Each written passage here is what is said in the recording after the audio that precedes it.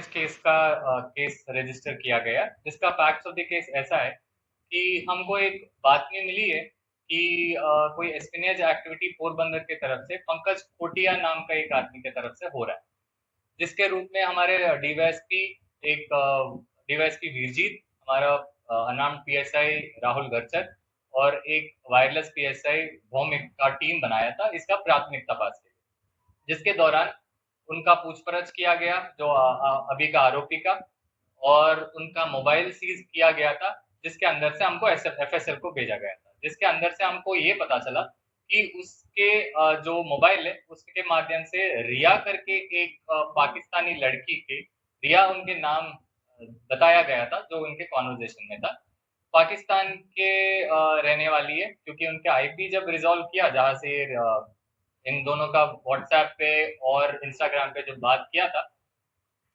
उसमें ये पता चला कि वो जो आईपी है वो पाकिस्तान की है।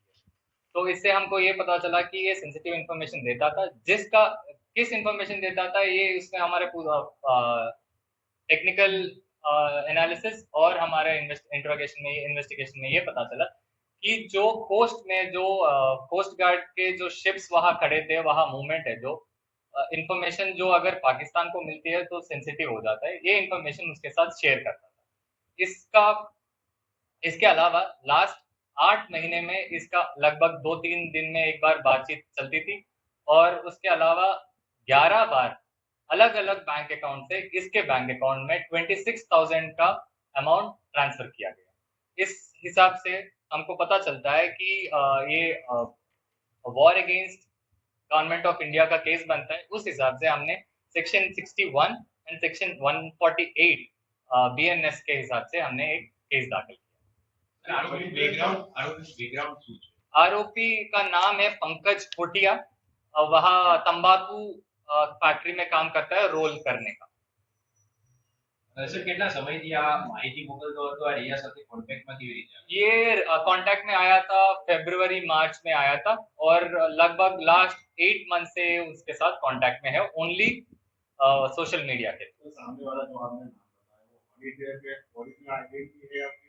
नहीं, उसका 99% हम 100% हम कहा जा सकता है कि वो हनी ट्रैप भी नहीं है, क्योंकि ऐसा कुछ बात नहीं चली, ये कंप्लीटली मॉनेटरी बेनिफिट उसको दे रहे थे, और उसके हिसाब से उसने सामने से बोला भी था कि मैं पाकिस्तान के एजेंट हूँ, पाकिस्तान के रहने वाली हूँ, पाकिस्तान नेवी में काम करती हूँ, उसके हिसाब से उनको चाहिए। तो इसका पूरा नॉलेज था कि ऐसा वो पाकिस्तान नेवी के ऑफिसर को ये दे रहा था।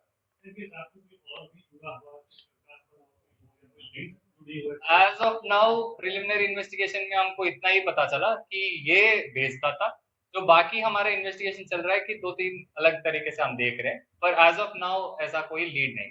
सर ये पाकिस्तान गया हो या ऐसा कुछ मूवमेंट मिला है? नहीं, ये इंडियन है और पाकिस्तान अभी तक इसका ट्रैवलिंग हिस्ट्री नहीं है। दूसरे कुछ एजेंसी की भी माहिती दे रहा था?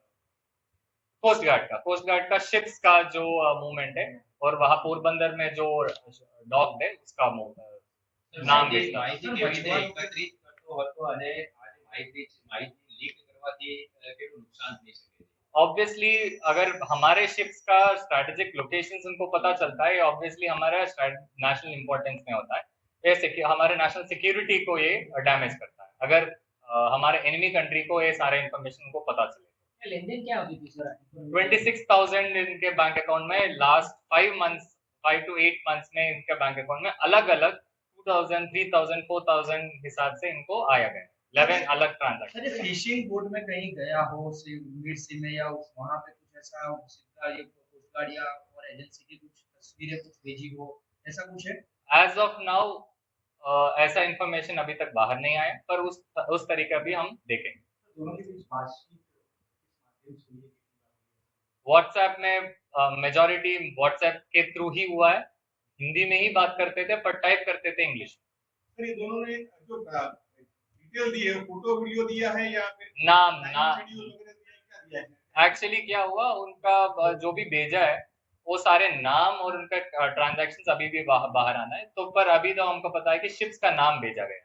सर सिर्फ शिप के नाम गए हैं या जो कोस्ट गार्ड के अधिकारी है उनके भी नाम, फोटोग्राफ, उनकी फैमिली के रिलेटेड?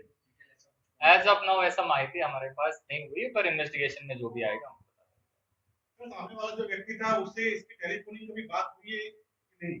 देंगे। नहीं, एज ऑफ नाउ अगेन मैं अभी तक जो प्रिलिमिनरी इन्वेस्टिगेशन हुई है उसमें ऐसा निकल के नहीं आया कि इन दोनों के बीच में बात हुई है। पर हाँ, व्हाट्सएप के थ्रू वॉइस कॉल का है कि क्या एग्जैक्टली बात करते थे, अभी इन्वेस्टिगेशन में चल रहा है। फर्स्ट और किस तरह से कांटेक्ट किया गया कॉन्फ्रेंस में एजेंट? ये एक्चुअली फेसबुक के थ्रू परिचय हुए थे। फेसबुक के बाद उन्होंने नंबर्स एक्सचेंज किया और व्हाट्सएप के माध्यम से फिर बात करना शुरू किया। सर रियल इंडिया कोई व्यक्ति સાથે સંપર્ક કર્યો હોય કોન્ટેક્ટ સિવાય એ કઈ તપાસ દરમિયાન જાણવા મળ્યું છે કે કેમ? उसके फेसबुक रिजॉल्व करने का हमारे पास है, पर डेटा जब आएगा और दूसरे इंडियन कॉन्टैक्ट्स के वो इन्वेस्टिगेशन में ही पता सर चलेगा। ये जो कॉन्टैक्ट नंबर यूज करते थे वो इंडियन नंबर था कि पाकिस्तानी? बिल्कुल, वो जो इंडियन नंबर के साथ ही एसोसिएटेड था, जो व्हाट्सएप के थ्रू था। सर, इसका एजुकेशन बैकग्राउंड क्या है? कितना तक पढ़ा था? स्कूलिंग किया, बस स्कूलिंग ही किया था। सैलरी सर वगैरह कितनी? नहीं, नॉर्मल तंबाकू एम्प्लॉय था, मजदूर था। સર તો ભારતીય નંબર જે રિયા પાસે હતો એ ક્યાંથી મેળવ્યો કેવી રીતે ये अभी भी हमारी इन्वेस्टिगेशन, जो सिम कार्ड है वो इसके नाम पे रजिस्टर्ड नहीं है, किसी और के नाम पे रजिस्टर्ड है, उसके ऊपर भी हम इन्वेस्टिगेशन चालू सर, ये पहले से पोरबंदर में रहता है? है। ये पहले से portal. Thank you thank you.